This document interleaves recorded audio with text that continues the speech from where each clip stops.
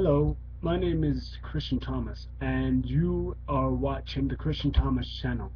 My name is Christian Thomas.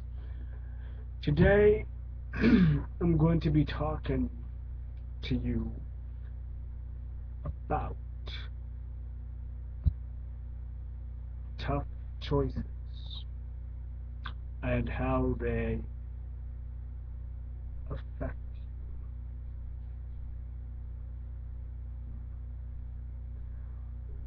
Well, for one thing, choices are tougher to make when there's pressure behind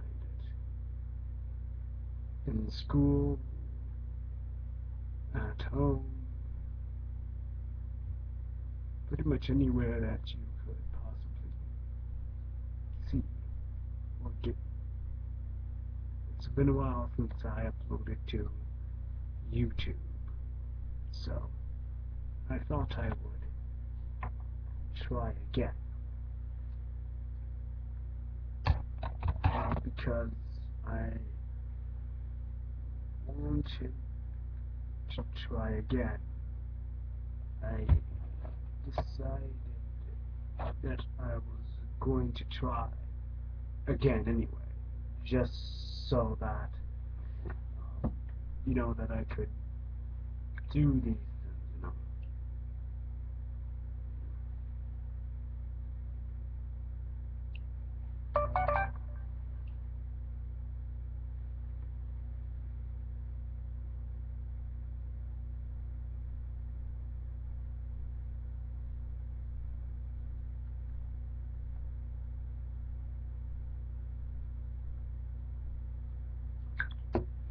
So you understand that challenges come in all forms, shape, and sizes, and you gotta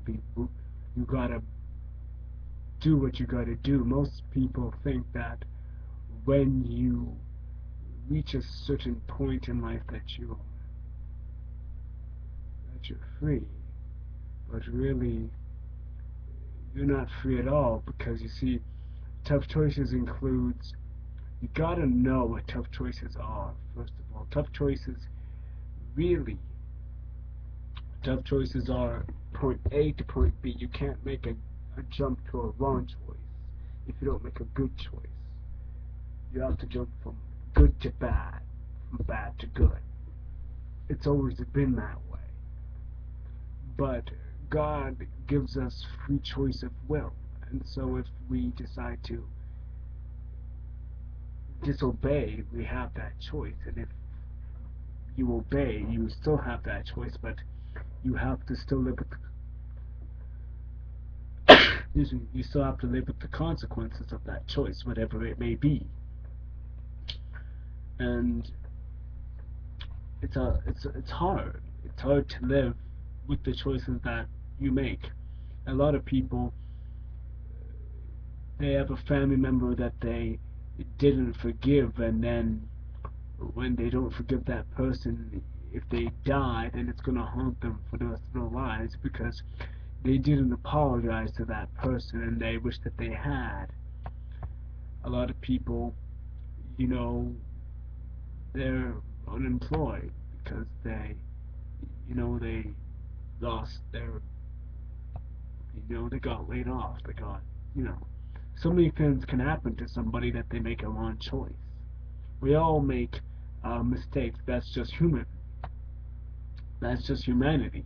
We all make mistakes at times, and we all have to correct our mistakes. But it's basically how you handle the problem that makes a difference. How the builder builds the house. If he builds it the wrong way, then that ultimately, good night, Mom. That ultimately means that he built the house the wrong way. So he has to make sure that he can't just live with that consequence. He has to go back and actually read the plans to make sure that he got the plans correctly. And so that's how it is. In our society, a lot of the times making mistakes can cost you.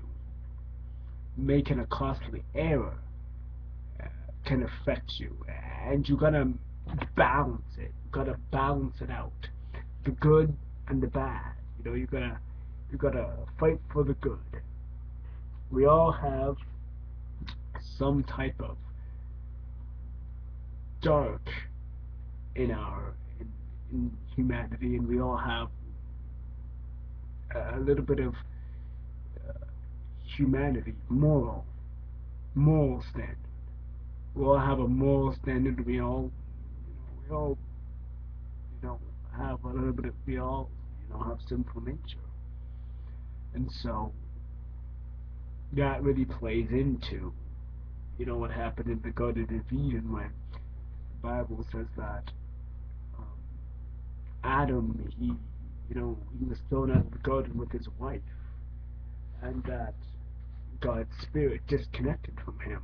And so when that happened, they didn't. God was still with them, but His presence was not there. So man had to strive on his own without God and without His help. So that was pretty hard for him, I'm pretty sure. Losing communication with God, and then you feel abandoned, you feel alone. It is not good, the Bible says it's not good for man to be alone. And then He said, I will make a helpmate for him you know, so that he can have somebody. That goes on to my third point, and that is homosexuality is wrong, not just because, not just because of the fact that uh, you know uh, the people can't create any children. It's because God never designed it that way. It wasn't Adam and Steve, it was Adam and Eve. And so, for those people, God still loves the person, but He does not love the sin. And so, in Sodom and Gomorrah, the immoral living that they lived was wrong. So, the Lord had to destroy the city. The Bible has so many, you know, stories and things in the Bible that are true. Lessons for us to learn, lessons for us to live by, and if we live by those principles, then you know we will be a little bit more better off. And so then, in Acts 2:38, when the gift of the Holy Spirit came and entered into man for the first time in a very long time, then uh, you know the communication came back, and so we all have a spirit, and so the Lord talks through our spirit. He said, man cannot live by bread alone, but that every word that proceedeth out of God's mouth, then we shall live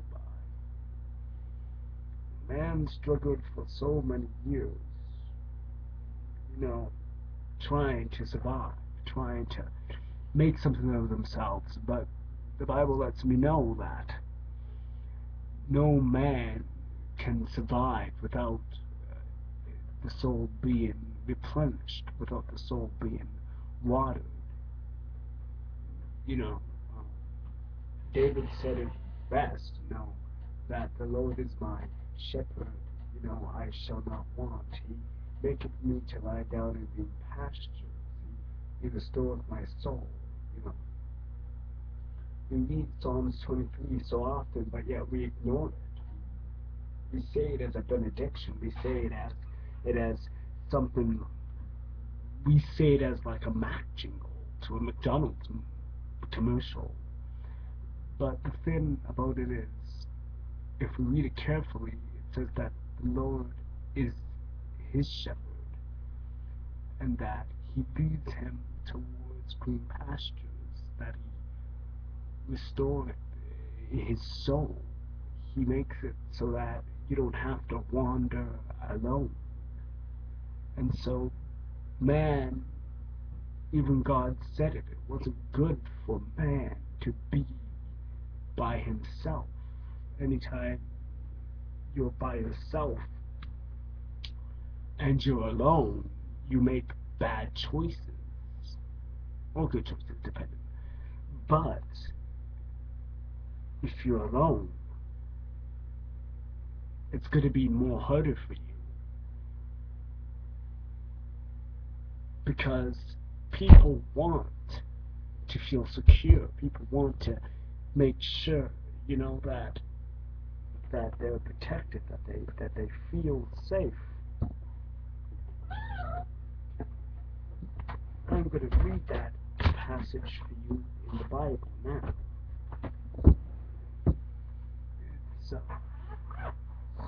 Psalm, Psalms 20, Psalms 23 in the New King James Bible. Psalms 20, uh, Psalms 23. And it was talking about how David was writing the Psalms 2023.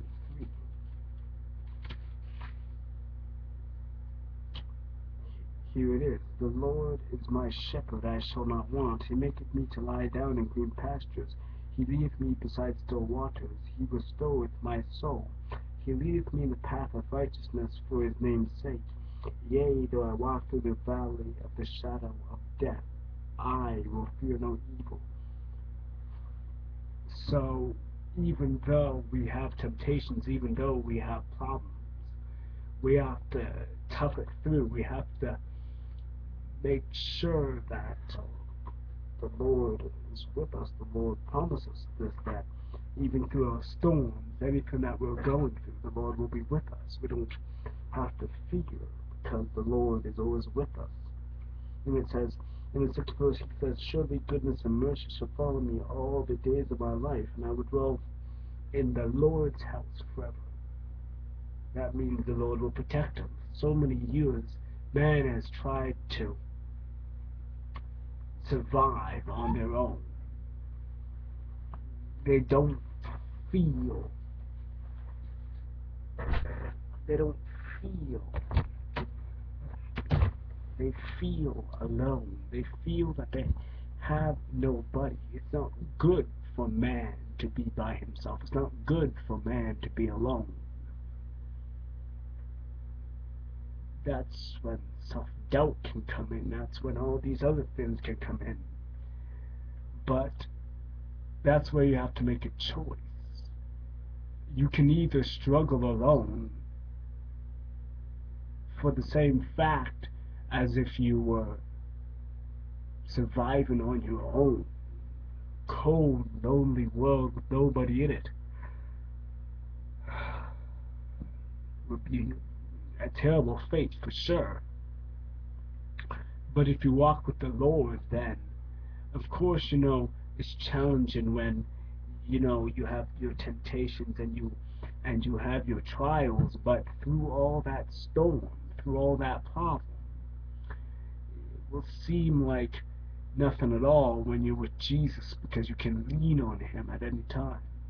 When the sorrows, when you're having a bad day, when life is battering you from side to side like a ship does like the water does with the ship when the water hits the ship at the sides and the waves and the wind and the storm. You know that you're still in the boat. You know that you're still there. You know that the Lord's still with you, although you went through that storm. But if you went through the same storm but without the Lord, it wouldn't be as not the storm wouldn't be as effective, but your circumstance, you'd feel alone. You'd feel so sad, and you would feel that no matter what I do, the situation won't be any better. No matter how I try to face the elements out of my own comfort zone, I will never be able to conquer it. I'll never be able to conquer that problem. I'll never be able to face that addiction. I'll never be able to face what I have to face because of the simple fact that I didn't stay in the boat. I didn't stay where I was always meant to be. And so that's what Psalms 23 is saying, is that David realizes that through all that problem that he had, through all the storms, through every single detail, he still stayed with the Lord because he knew inside himself that with the Lord's guidance and help, he knew that he was going to make it. So we're going to continue in the next video. We're going to talk more about that. You can watch these videos or any of the previous videos that you haven't already watched. I'll be uploading more as the month progresses. But I will make sure that I can make some more videos. I'll see you all tomorrow. Bye bye.